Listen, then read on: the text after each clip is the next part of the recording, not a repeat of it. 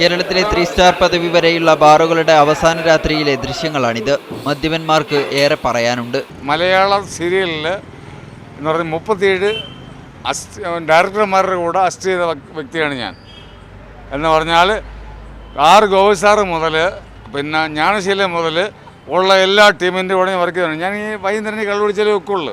വൈകുന്നേരങ്ങളിൽ മദ്യം ഒഴിവാക്കാൻ കഴിയില്ല. ബാറുകൾ അടച്ചാലും എങ്ങനെയും മദ്യപിക്കും. ഒരു നേരത്തെ ആഹാരത്തിന് വേണ്ടിയാണെങ്കിലും അല്ലെങ്കിൽ ഞാൻ മദ്യപിക്കാനാണെങ്കിലും ലോട്ടറി കച്ചവടം ചെയ്യാണ് ഞാൻ ജീവിക്കുന്നത്. വേറൊന്നിനും കൊണ്ടൊന്നല്ല.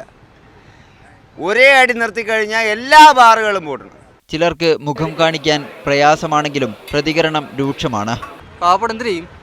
നമ്മൾ സാധാരണ ജോലി കഴിഞ്ഞ് നമ്മൾ അടിക്കും. എനിക്ക് കൂലിപ്പണിയാണ്. നമ്മളെന്ത് ചെയ്യും? വൈകുന്നേരം ജോലി കഴിഞ്ഞ് നമ്മൾ രണ്ടെണ്ണം അടിക്കും. എന്നാൽ മദ്യപിച്ച് തന്റെ കുടുംബം തകർന്നുവെന്നും അതിനാൽ നല്ല തീരുമാനമാണെന്നും ഒരു മദ്യപാനി തന്നെ പറയുന്നു.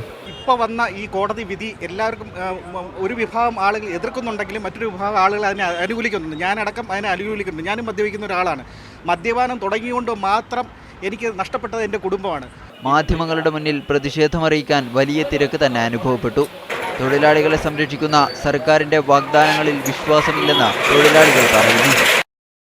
നേരിടുന്ന തൊഴിലാളികളെ ഇപ്പം വഴിതാരായി. ഇപ്പോൾ കാര്യം സർക്കാർ ഒരു രീതിയിൽ ചുമ്മാ തൊഴിലാളികളെ സംരക്ഷിക്കാമെന്ന് പറയുന്നത് അത് വെറുതെയാണ്. കാര്യം അവരൊന്നും ചെയ്യാൻ നോക്കില്ല. കാര്യം ഈ ചാരായം നിർത്തിയ സമയത്തും തൊഴിലാളികൾക്ക് പണി കൊടുത്തിട്ടില്ല.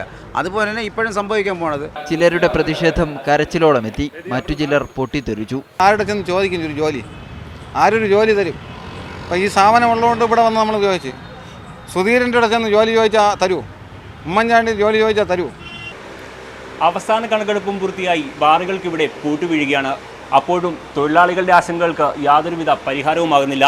ക്യാമറാമാൻ റോബിൻ ബിയാറിനൊപ്പം ആസിം മുഹമ്മദ്, മീഡിയ 1, തിരുവനന്തപുരം.